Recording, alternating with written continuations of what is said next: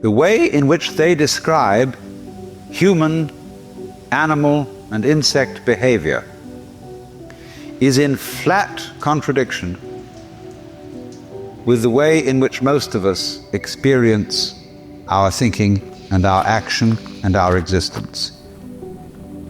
We have been brought up to experience ourselves as isolated centers of awareness and action, placed in a world that is not us, that is foreign, alien, other, which we confront. Whereas, in fact, the way an ecologist describes human behavior is as an action. What you do is what the whole universe is doing at the place you call here and now. You are something the whole universe is doing in the same way that a wave is something that the whole ocean is doing.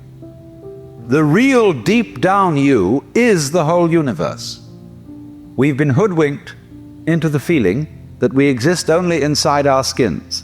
And I was showing how we need to experience ourselves in such a way that we could say that our real body is not just what's inside the skin, but our whole total external environment. Because if we don't experience ourselves that way, we mistreat our environment. We treat it as an enemy. We try to beat it into submission. And if we do that, comes disaster.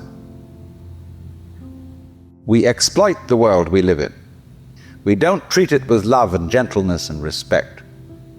We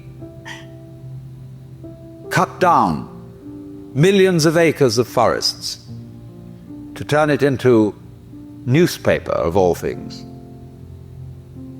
Lovely trees turned into information about nothing.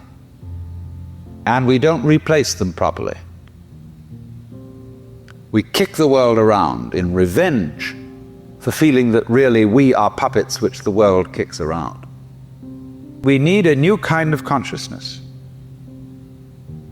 in which every individual becomes aware that his real self is not just his conscious ego. Let's take a headlight of a car. The headlight shines on the road in front. The headlight does not shine on the wire which connects it with its own battery. So in a way, the headlight is unaware of how it shines. And in the same way, we are unaware of the sources of our consciousness.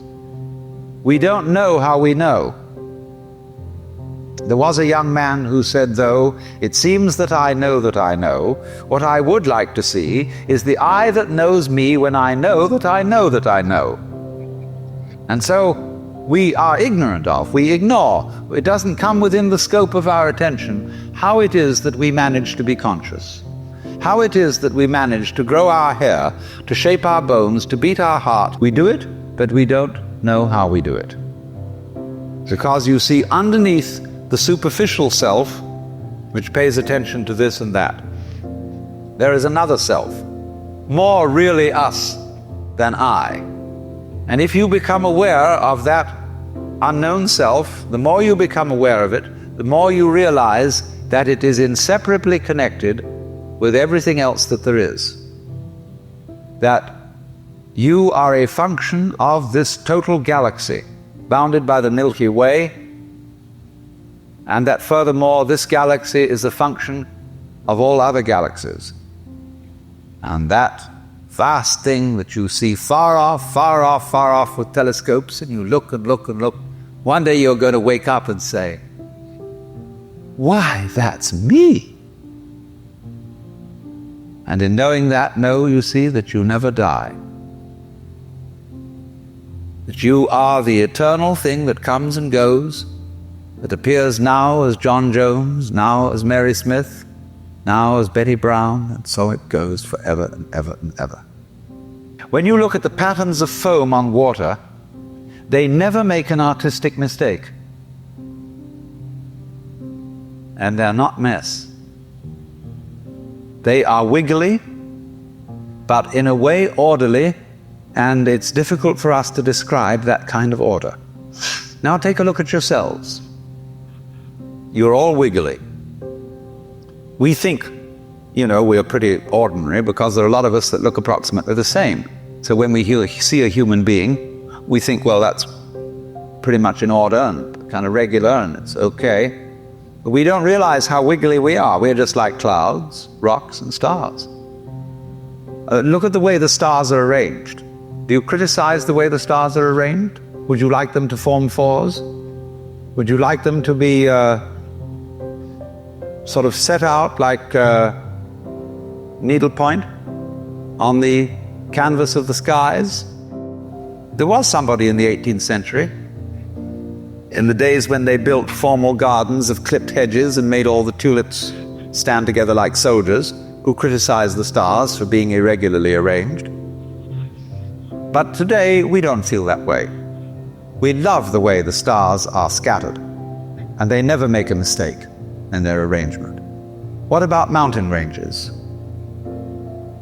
Do you criticize the valleys for being low and praise the peaks for being high? We just say it's great, it's the way it is. Our tradition has been to look upon the world as a construct. And somebody knows how it was put together. Somebody understands. And that is the constructor, the architect, the Lord God. But it so happened that in the 18th century, Western thought began to change. They became increasingly doubtful as to whether there was a maker, whether there was a God, but they continued to look upon the creation as an artifact, as a machine. And by the time of Newton, people were explaining the world in terms of mechanism. When you go to the hospital for a medical examination, you are treated as a machine. They process you. You are not a person. You are put in a wheelchair immediately. Even if you are perfectly healthy and can walk, nevertheless they have to have you in this wheelchair. And they put you through a process. Everybody looks at you from their specialized point of view as if they were a bunch of mechanics examining your automobile.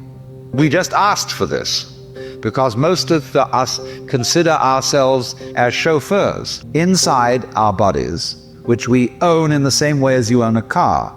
And when it goes wrong, you take it to the mechanic to fix it. You don't really identify with your body, just as you don't really identify with your car. So here is this whole theory of nature, which has grown up in the West as an artifact, something made.